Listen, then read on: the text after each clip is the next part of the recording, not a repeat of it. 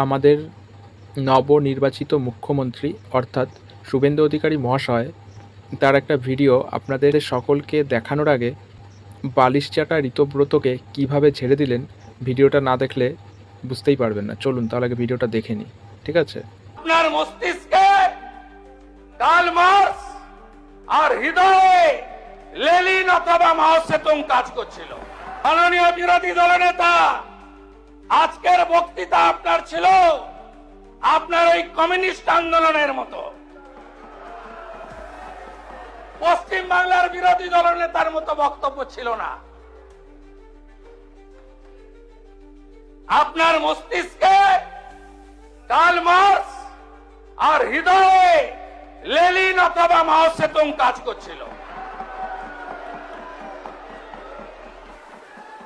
যারা একটা সময় বলেছিল নেতাজিকে তোজর কুকুর আর রবীন্দ্রনাথ ঠাকুরকে বলেছিল বুর্জুয়া কবি,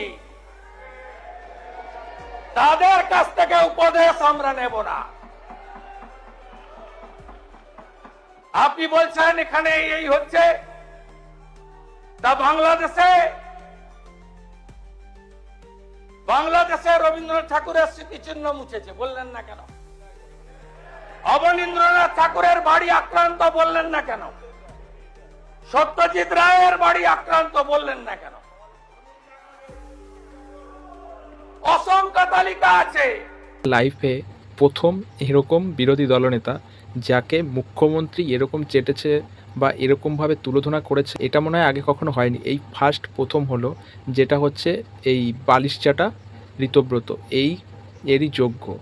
খুব বড় গর্বের সাথে নিজেকে বিরোধী দলনেতা বানিয়েছে না? এবার দেখো কীরকম চাটাটা খেলে কেমন দিয়ে দিল অ্যাকশনটা। ভালো লাগলো তো? সেই আচ্ছা রকম করে দিয়েছে। এরকমই দরকার মালটার সাথে, খুব বেড়েছিল, দিয়েছে না?